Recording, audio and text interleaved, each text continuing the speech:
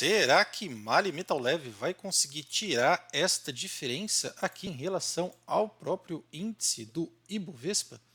Lembrando que só no ano de 2024 ela foi uma ação que zigue-zagueou bastante entre subidas e descidas, e isso tende a diminuir, até porque recentemente ela anunciou a contratação do próprio banco Itaú para exercer a função de formador de mercado.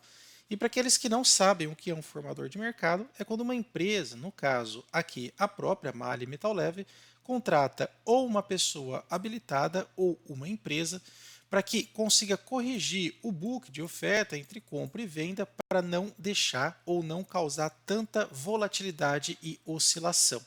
E por que evitar isso? Porque muitos fundos não compram quando o índice de volatilidade está muito alta. Nesse caso, a gente pode perceber isso que acontece em Mali Metal Leve, ou seja, ela sobe bastante, cai bastante, sobe bastante, cai bastante, nesse zigue-zague sem fim, o que acaba afastando grandes investidores ou grandes fundos.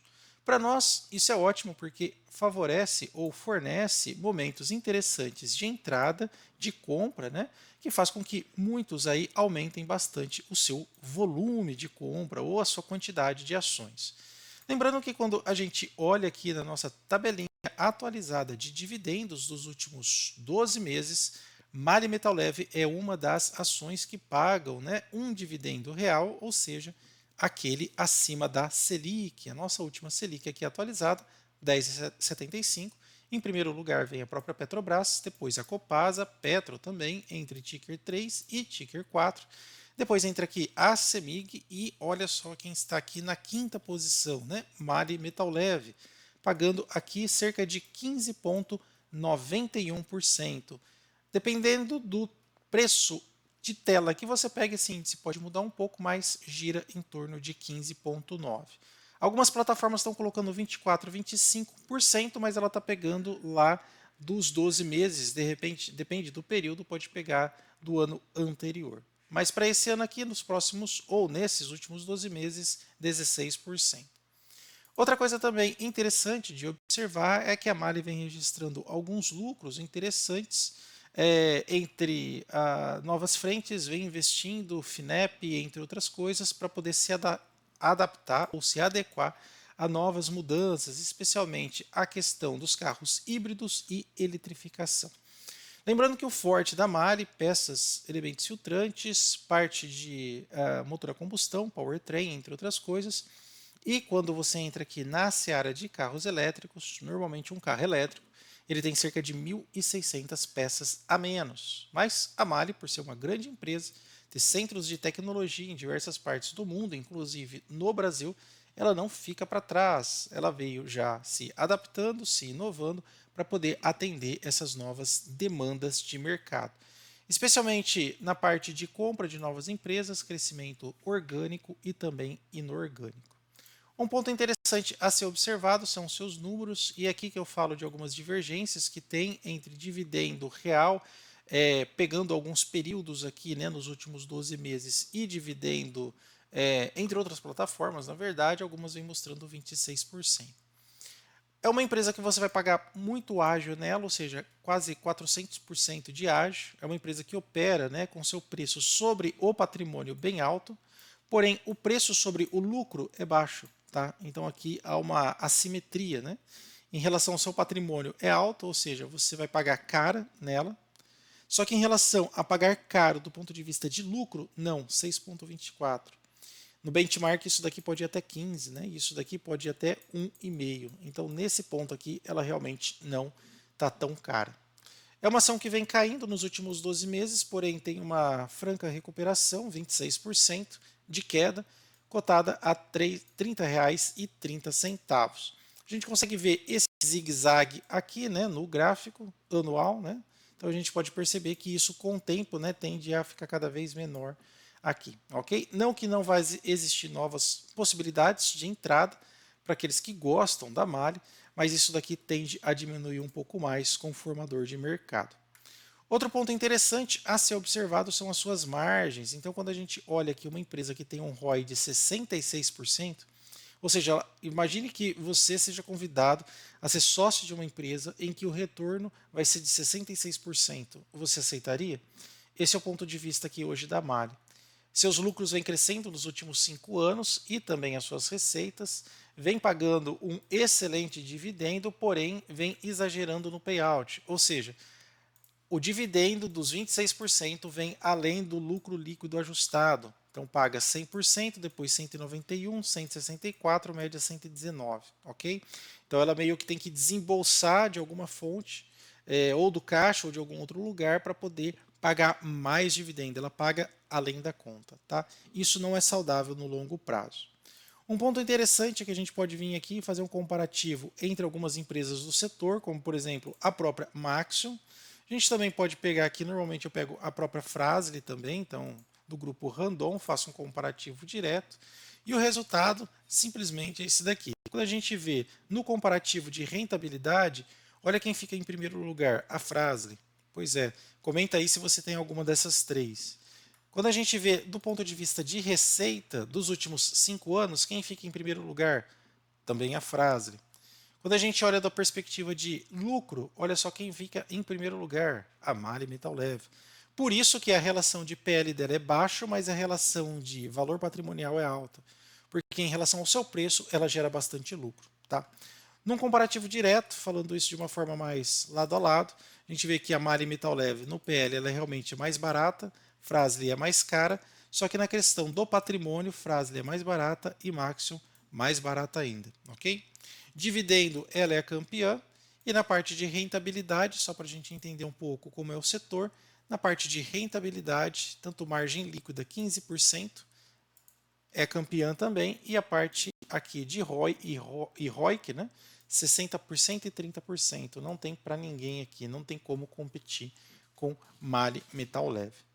Uma coisa importante que você deve observar quando você investe, por exemplo, em Mali, visto que tem grupo controlador fora, né? Você tem que ver o que eles estão fazendo com as ações. Então você vem aqui, no caso, eu utilizo o próprio site do Fundamentos. Então eu venho aqui, coloco o ticker, peço para exibir, vem dados históricos, insider, e vejo aqui, olha, o extrato do que os controladores estão fazendo com as ações, ó. E perceba que nesse caso aqui da Mali, praticamente nada, ó, tá vendo? Praticamente nada. Só no final do ano passado que o controlador vendeu 200 milhões de ações a um preço de R$ 28, tomou prejuízo, né? Pode ter sido uma venda a termo aqui, né? Mas basicamente é uma empresa que não faz nada do ponto de vista de controlador. Teve aqui sem fazer nada, vendeu um pouquinho e depois continuou sem fazer nada, tá? O que isso nos mostra? Bom, se os controladores não estão vendendo as suas ações a rodo, significa que pelo menos eles acreditam na saúde da empresa, que é o indicativo para nós, né? Por que não também acreditar, né? Agora, quando você entra aqui, os controladores estão tudo vendendo as suas ações, bom, se eles que estão lá dentro sabem mais, obviamente, do que a gente que está aqui fora, né? Por que, que eu tenho que segurar se eles estão vendendo? Vamos fazer aqui apenas um exercício, né? Vamos pegar aqui a própria, vamos escolher uma dessas duas aqui. Vamos pegar a Fras-le, tá? Então, vamos pegar aqui, Fras 3. Fras 3.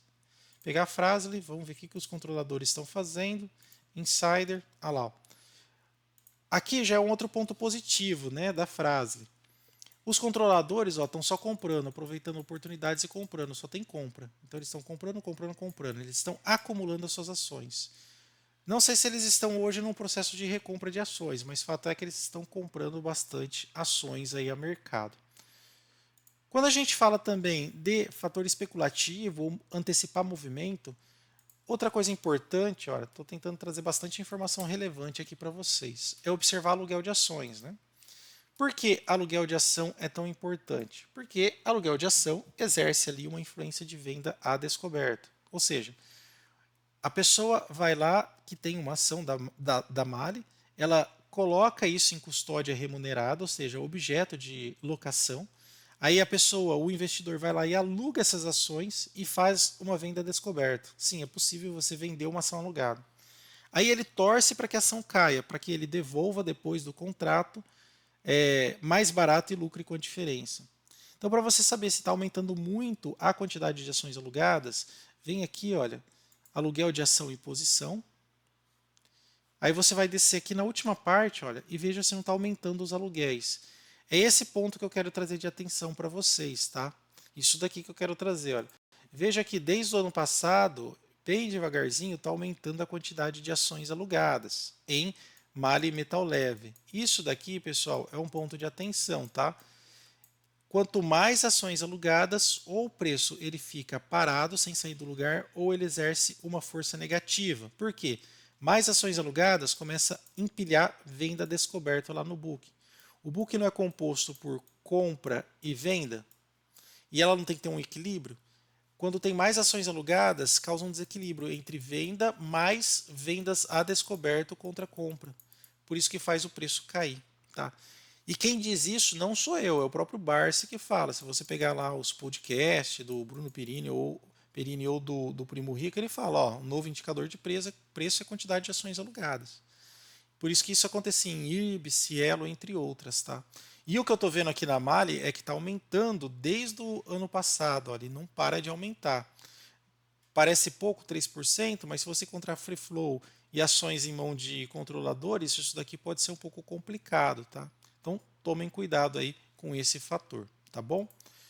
E também outro ponto interessante é saber se ela está cara ou barata do ponto de vista fundamentalista. Para isso, a gente usa aqui o nosso painel inteligente, que estamos chegando a 700 acessos. Por enquanto ele está no vitalício, no plano vitalício, então é uma taxa bem baratinha, 40 e poucos reais, você tem ele para o resto da sua vida atualizado. Mas logo essa promoção acaba, né? Acho que vai até o começo do próximo mês, final desse mês. Ele vai entrar no plano assinatura. Aí vai ser 12 parcelas de R$ 9,90 e você vai ter acesso anual a ele, tá? Então vamos lá, vamos ver como que malha que tá, se tá caro ou barata do ponto de vista de Graham, Greenblatt e preço potencial também, que é a nova atualização do painel. Vamos lá, vou colocar aqui o ticker, ó, em letra maiúscula, leve 3, vou dar um enter, vamos ver. Para Benjamin Graham tá cara, por quê? Por causa disso aqui, ó, preço sobre valor patrimonial.